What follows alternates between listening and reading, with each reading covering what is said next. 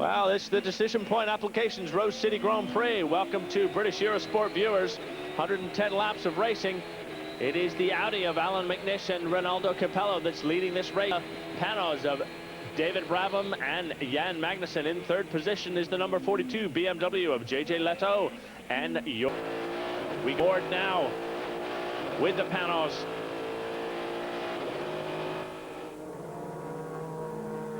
2 hours and 16 minutes into this race, 2 hour and 45-minute race, as always with the ALMS series. And Audi are continuing their domination. They weren't as far ahead in qualifying as some people expected that they might be after their win in Texas in the last round, which you could have seen on Eurosport earlier today. We brought you highlights of round number 7 from the Texas Motor Speedway, which was won by the Frank Biela Emanuele Pirro car after the leading McNish Capello entry had problems out on the road, had problems with its radio in Texas, and they didn't come into the pits for fuel when they should have done, and so handed over the lead to the other Audi. But Audis have been dominant in Texas. They were absolutely dominant in Mosport. Alan McNish and Ronaldo Capello dominant at Sears Point, so the latter half of the season really has been all about Audi. Very, very close finish at Mosport, but that was due to conditions beyond their control, and really they were the fastest team out there. And it was hoped that the Panos entry was going to be able to challenge the Audi very strongly. Now we've still got a ways to go as we see one of the Porsches gone off wide there on turn number 2. In between the right and left hand, it looks like maybe making contact with somebody or something. Well, Audi won the first race with last year's cars. Then it was BMW took 2 wins in a row, and it seems like a long time ago now, especially since Audi then brought out their new car, went off to Le Mans, dominated that event, and ever since they made the comeback. Had a slight hiccup at the Nürburgring where Panos took that win in the tricky conditions. That was David Brabham and Jan Magnussen took an excellent victory at the Nürburgring. But since then, it's really all been about Audi. And unless Audi beat themselves, it doesn't look like anybody is going to beat them on pure outright speed. And let me tell you, when you've got drivers of the caliber of David Brabham and Jan Magnussen in a Panos breathing down your neck, you know you've got very, very good quality drivers. But right now they can do nothing about the combination, the package. That is Alan McNish and the Audi R8. Big hole in the front of that Viper. But they continue to lead the number 91 Viper GTS. And that is David Donahue. Tommy got rear-ended as well as he crunched someone from in front of him. He rear-ended someone else. It's caused quite a lot of damage. The rear diffuser's falling off, and that kills all that rear downforce. It's a bit of a handful, but you know, we're pretty much guaranteed a second place at the moment, so there's no reason to push super hard. On top of it all, he punctured the radiator a bit, losing coolant. So the guys are making routine stops based on the telemetry as to how much coolant we're losing and when to stop. So I guess you must be pretty happy that there's no Corvettes here this weekend. Yeah, well, yes and no. I mean, they always make the show more interesting, and they give us something to race against and make a win much more rewarding, for sure. But Viper Team Orca does a good job, too, and we think we can race with them this weekend. Maybe not the 92 car, but we'll see next time. Well, these guys and the Corvettes may well see a very different GTS field next year when the mid-engine Celine arrives. That could upset everybody's apple cart. There we are, Eurosport's own Martin Haven interviewing American driver David Donahue in the number 92 Viper. Partnered with Tommy Archer, but it is the number 91 Viper that is leading this race in GTS, Olivier Beretta and Carl Wendlinger. And they both seem to have big holes in the front of their Dodge Vipers. So again, lots of contact. It's been very much contact racing, it seems, at the Rose City Grand Prix at Portland. Well, we were expecting that. We were expecting the fact that there is such a speed differential, the fact that the track is very narrow in places. and that it is a short lap with not a lot of place for the drivers to rest, or not any really easy areas for cars to get by. It seems amazing when you look at this front straight here how wide it is, that the track is difficult to overtake, but it just simply is. Far right-hand section of tarmac there isn't really of any use to anybody. You can see coming down from the very, very wide straight down into the very, very tight chicane, which is the first corner. And here we see Frank Biela just putting a move on that Panos. And Johnny O'Connell did not want to give that place up at all. And Frank Biela there was a spun GT car just in the middle of that chicane. If there was a waved yellow, Frank Biela is going to have a problem. Because if there was a waved yellow or a stationary yellow, he may be penalized. But this car, GT car, may have spun momentarily, and the marshals didn't have a chance to get a flag out. But still, Frank Biela managed to get up the inside of that Panos.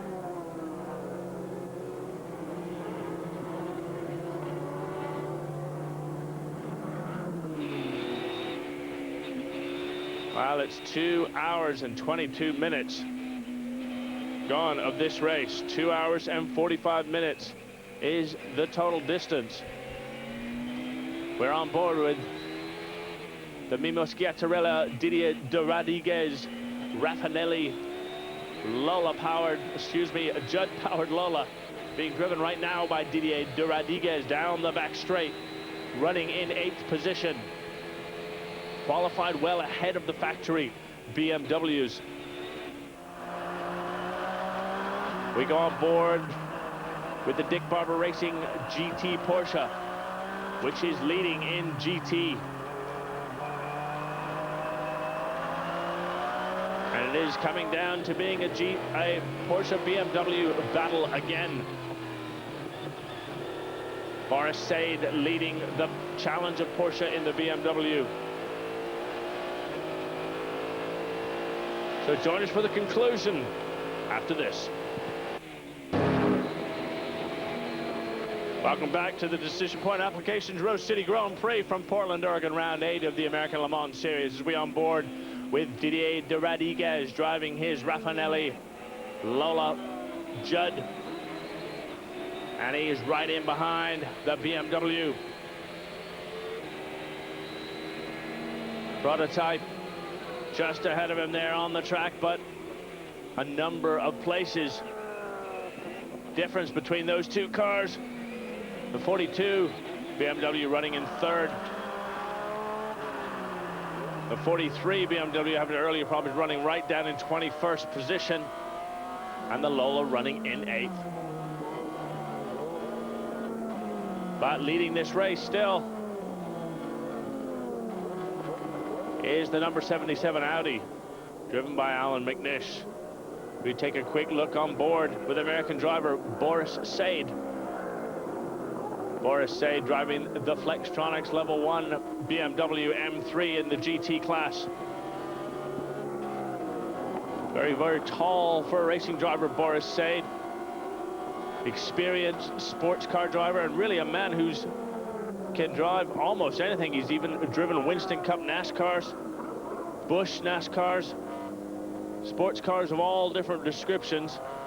And he's been drafted in this weekend after partnering Hans Stuck in that factory BMW. Hans Stuck is actually out. And Boris Said is the lead driver in that car. Stuck having to sit out this race due to injury to his back and not able to compete here in Portland. So Boris Said standing in and doing a typically very good job. The driver from Carlsbad in California. But the man from Dumfries in Scotland, who next year will be making what some say is a long overdue move into the upper ranks of Formula One. Of course, for Toyota.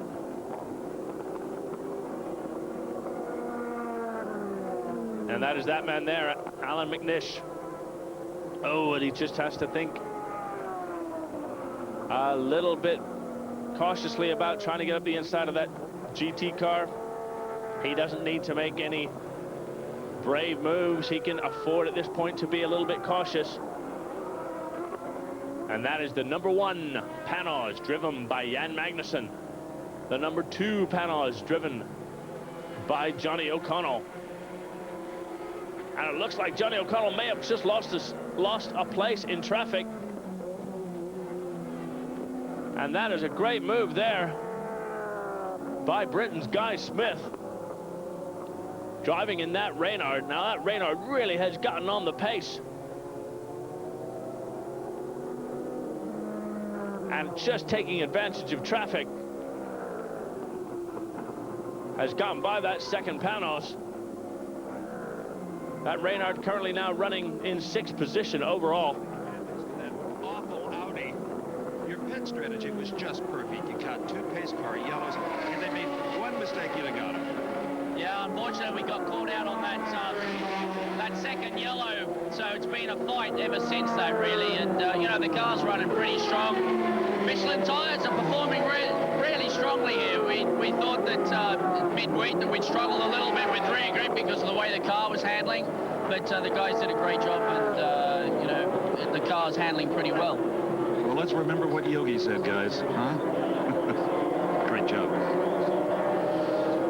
Just remember what Yogi said. That means Yogi Berra, very famous American baseball coach. And I think he was probably referring to one of his many known phrases, which is "ain't over till it's over," which is one of the many things Yogi Berra said. So, interviewing David Brabham, who celebrated his birthday, 35th birthday on Tuesday, and it would have been a nice birthday present for his Panos to come home victorious. But everything has to be right in the competitive world of ALMS. You have to get your pit strategy just right. You have to have a bit of good fortune. And you have to drive very, very fast.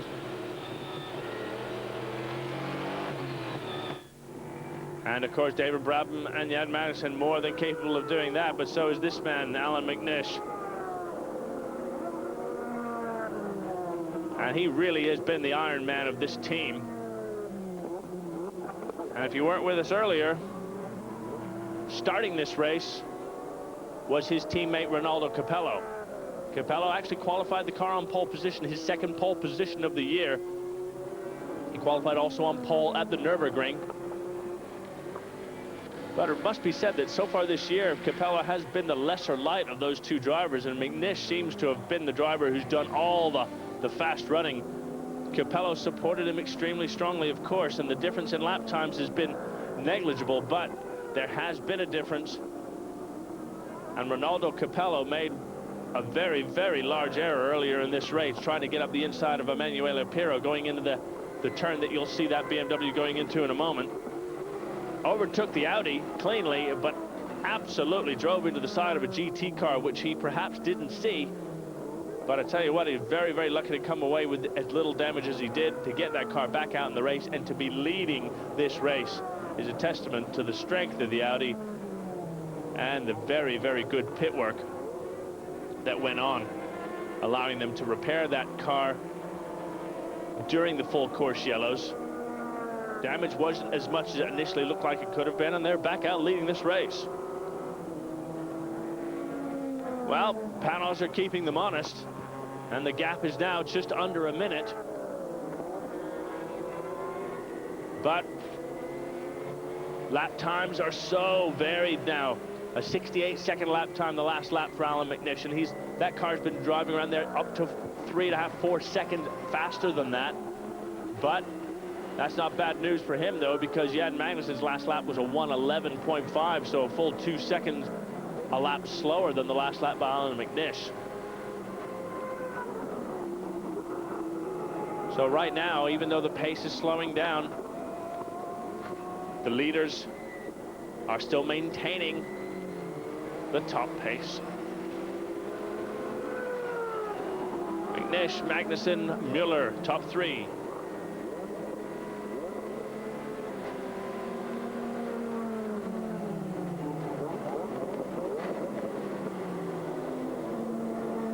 Well, as we come to the closing stages of the Decision Point Applications Rose City Grand Prix from Portland, Oregon.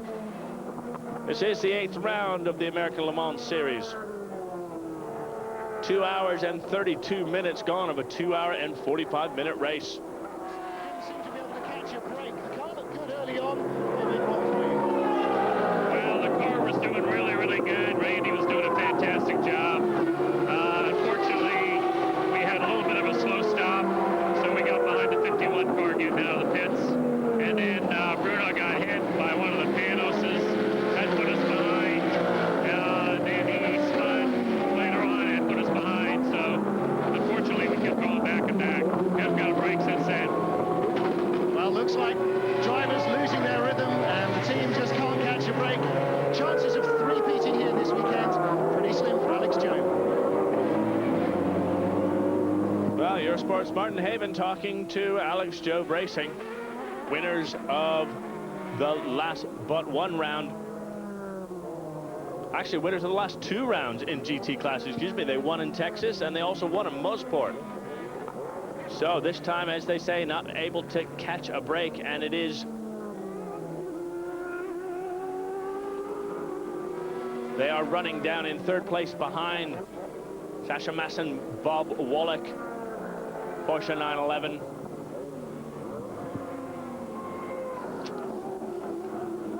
And it is the Boris Said Van Overbeek BMW running in 2nd place in GT, and Bruno Lambert, Randy Pobst, Alex Job Entry now running 3rd in GT. That confirms Jörg Müller is pedaling the number 42 BMW into 3rd position right now. But unless something goes wrong, he's a bit of a distance behind the 2nd place Panos of Jan Magnussen, who is nearly a full minute behind Alan McNish in the leading Audi. 10 minutes left to go in this race. I tell you, with the amount of problems, though, that have been going on, the amount of debris and garbage that is on this track, and the tight, close nature of the circuit, absolutely anything can happen. Every moment you have to take a breath or two and hold your breath as you see a prototype car squeeze up the inside of a GT or GTS car, just as is happening here. Every moment, cars almost literally swapping paint. And climbing back up now into 4th position, it is the Frank Biela driven number 78 Audi. But a full 20 seconds behind the BMW of Jörg Müller. But you can be sure they will be pressing on as hard as possible. Hoping that Jörg can hang on to that 3rd place spot, get back up on the podium and hang on to your driver's points. Well, yeah, I mean, it's important to be on the front, and, you know, Audi is too quick at the moment. We can't do anything about it, but, you know, they seem to be making mistakes once in a while, and we have been just running very trouble-free race, you know, so it's running 3rd. Hopefully we will finish 3rd, you know, and, you know, between the 1st and 3rd place, there's not so much, you know, points difference, so we are still leading the championship of rules. And he'd sure like to win it over Alan McNish. Well, I was talking to JJ Leto, and him and Jörg Müller still in the lead of this Drivers' Championship. And it must be said they're really, really hanging on grimly, because they are not in the fastest car by a stretch right now, but they are able to get consistent finishes. They had wins earlier in the year, winning 2 races in a row at Charlotte and Silverstone, so getting some good points on the board in the Drivers' Championship. And they just want to do everything they can to hang on. They know that, like, as Leto said there, the Audis are just a little bit too quick, but they seem to make 1 or 2 mistakes, and they want to be there to take advantage of that. Right now, they are ahead of the 2nd of the 2 Audis, and really on pure pace, they shouldn't be.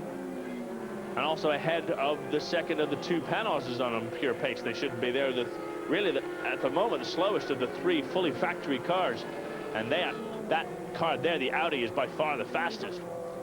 But it's about consistent finishes as well as outright wins. And earlier in the year, BMW were right at the front. And as a matter of fact, the last round in Texas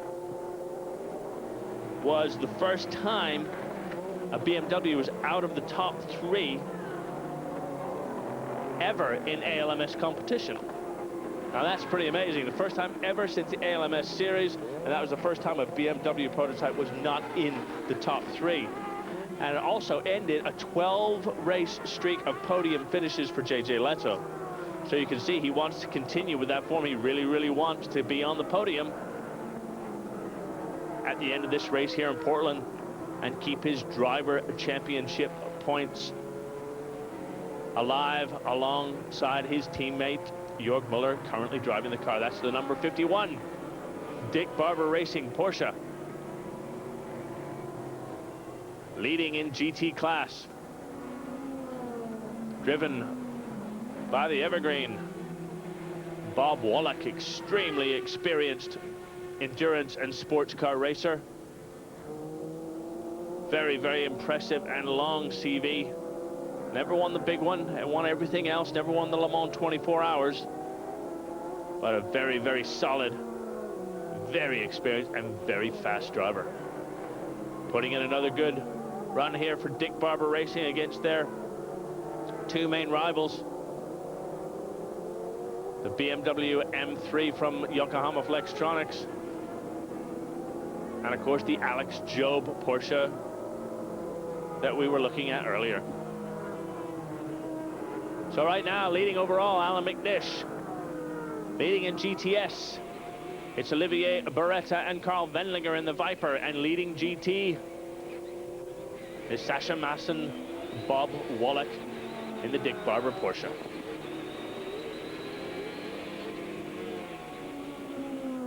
So, barring any mishaps, this is going to be another victory for that crew, another victory for Viper, and another victory for Audi.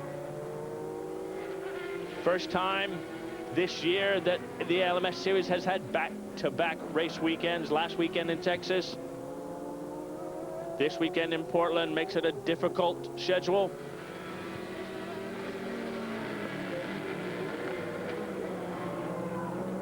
As we come right to the end here of the Decision Point Applications Rose City Grand Prix. And it looks like Audi will take that victory. And it will be the 3rd victory of the year for Alan McNish and Ronaldo Capello. As Mimo Schiattarella dives up the inside. A late race move there by Schiattarella. Just getting by, was he? Just getting by that Cadillac driven by Wayne Taylor. Yes, he was. So that is a position very late in the race. Cadillac making their comeback here in Portland. Not really running on a strong pace, but staying out there consistently, running in 6th, but just being pushed down now. Actually running in 7th, just being pushed down to 8th place. And that is the Raffinelli Lolo that just gets itself up there. Look at that. Good drive there by Didier de Radiguez, now pedaling that car. Mimo Schiattarella driving it earlier. Wayne Taylor is the man behind the wheel of the Cadillac Northstar LMP. So right at the end of this race, there's no rest here, and it looks like, well, according to the graphic, Mimo Schiattarella is back in that car. And really, really pushing now. With only a few moments left to go in this race, he wants to squeeze up the inside of Johnny O'Connell right towards the end, and O'Connell shuts the door on him. So good action right here at the end. As Mimo Schiattarella wants to close down and get that 6th position off of Johnny O'Connell. And he's being held up now by the BMW. Lights ablaze on the back of the bodywork of that Panos, and Johnny O'Connell seems to not have the pace that Mimo Schiattarella does in that Lola Judd. And you can see Mimo Schiattarella is absolutely ready to pounce.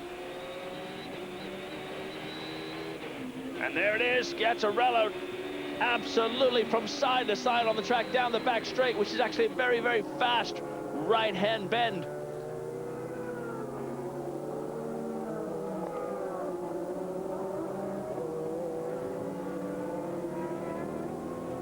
And Schiazzarella completes another lap.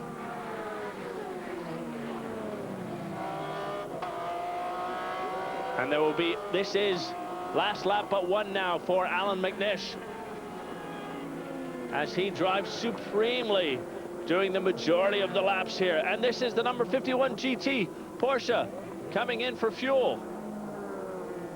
And one lap too little fuel for Bob Wallach. Away he goes. So Bob Wallach The stopwatch got running during that fuel stop. comes in for a quick splash and dash, and Alan McNish goes, and he will start his last lap with 2 minutes and 43 seconds on the race clock. He takes the white flag. Just needs to continue this lap, and he is in Portland. And won't Ronaldo Capello be happy about that after his earlier incident? I'm sure he thought that he had blown the chances of Audi taking a win here, at least his Audi. Through no fault of their own, McNish and Capello didn't take victory in the last weekend in Texas. They were leading. They were the fastest car out there. Capello did not come into the pit lane, into the pit during a full course yellow for fuel, and that was only because the team could not get him on the radio. They had a problem with radio communication, so they lost the lead to the Piero Bila car unfairly. Well, that hasn't happened today, and they managed to stay in the front.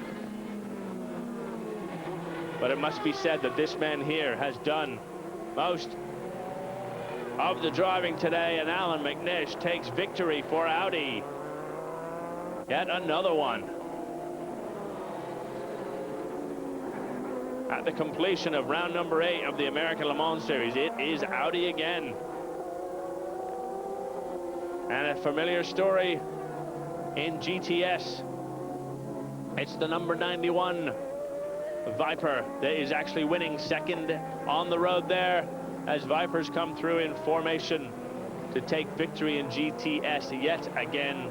Every race but one they have won this year in GTS. The last round in Texas was won by the Corvette. A shame not to see the Corvette entered here for Portland after their first victory of the year. But of course the challenge from Mustang will be very, very strong next year, and you'll be hearing a lot of controversy about that. And it's the splash and dash for Bob Wallach in the Dick Barber Racing Porsche in the GT class,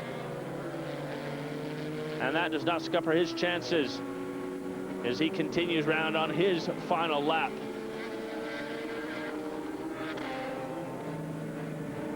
To take victory in GT. So Ronaldo Capello and Alan McNish win. Second position for David Brabham and Jan Magnussen overall. Third place, getting very, very valuable driver points to keep their position in that driver challenge. JJ Leto and Jörg Muller, third place in the BMW, get on the rostrum yet again. Well, that's an Audi stick that Alan McNish is carrying as he conducts his way around for a celebration run down the pit lane. No, I don't, there's no flag on that. I'll get rid of that. And Alan McNish with Ronaldo Capello. I wouldn't try too much of a spin turn. He might go flying off there. But you can see, pretty excited. And Ronaldo Capello, must be said, has to drive that car too, although it seemed to be all about Alan McNish. And the Audi team take victory. The diminutive Scotsman. There's not a lot to him, but he is extremely fast, extremely fit, and I would say, Well, Alan McNish, extremely happy. unbelievable. The finest driver, the finest car, and the best organization prevailed today at Portland. What a performance. Unbelievable. Yeah, it was very, very good. Dindo made a superb start. Unfortunately got caught with a GT3 car, but that's sometimes the way it goes. but the team did a really, really good job in the pits to get us back into the lead lap. Also, I would have to say Michelin were very, very good today, because we ran nearly 2.5 hours on one set of tyres, and that really gave us the opportunities to get into the lead and to pull away. How skittish was this car in the final laps? Well, with a 55-second lead, it wasn't that skittish, but to get the lead was quite difficult. We had to push very, very hard, but the car did run very, very well, and I had no real complaints. Congratulations. Thank you very much. The man from Dumfries, Scotland, has done it again, guys. Well, he seems to. Actually, that's the hottest I've seen him look. He usually gets out of that car and looks like he's hasn't been driving a racing car at all. He looks a bit of sweat on his brow. He's been working very hard. Although he said at the end there, not too skittish with the 55-second lap. Their heart stopped for a moment or two when Ronaldo Capello had that problem earlier on. But as usual, complimentary of his teammate, as they are both of each other, and a great team performance from both drivers and from Audi to prove their class yet again in ALMS competition. And Panos and BMW have got something to do to get on terms with Audi. But it wasn't an Audi 1-2, so it can be done. Brabham and Magnussen come in second place in the Panos, and JJ Leto and Jörg Müller come in for the final rostrum position. Amazing this weekend, especially because the prototypes are very fast, but there is not so many grip on the track, and of course we have a race to do also. So it was difficult, but especially after Texas, where it was very hot. That was good because today was cold, so everything went well. And now we are waiting for the next one, where it will be a very nice race, I hope. Well, you're talking about Petit Le Mans, 10-hour race. That's going to be tough. You'll be back up against the Corvettes with the bad luck you've had this weekend. It would have been a tough race to win against the Vet. Do you think you'll do it in a long race at Atlanta? We go in Atlanta to try to win, but of course they are very strong. They are a very good driver, very good car. And this is good for everyone, but we will try the best as we can to win, and hopefully to have no problem through the race, because it will be a long race, like a mini 24 hours, so it will be difficult for everyone. But I'm quite confident, and now we have 10 days where we can stay home, so that is good to recharge the battery. Small holiday. Olivier and I will be racing each other back to Paris on the airplane this evening. Steve Evans is with Bob Wallach, the GT class winner. He is indeed the class winner, and this was a race of survival more than anything else. Well, that's kind of long distance racing. You have to survive. But even in sprint races, you actually win the race when they check the flag. And a lot of people think they're going to win the race by the first corner. That's not the case. Sasha Mawson, we can swing over here. I think if we do the math right, this puts you on top of the GT point standings. Yeah, we calculate the same, and I really have to thank my team, Dick Barber Racing. They made an awesome job. We overtook the leading car in the pits. The pit stop was perfect, and then Bob got in the car, and I think he even made fuel because he didn't use any. So we couldn't ride next through the end, and just a little splash at the end. Incredible job. It was indeed. Guys, a great race. Well, yes, it was indeed. Interviews there from Martin Haven doing a bit of moonlighting for NBC as he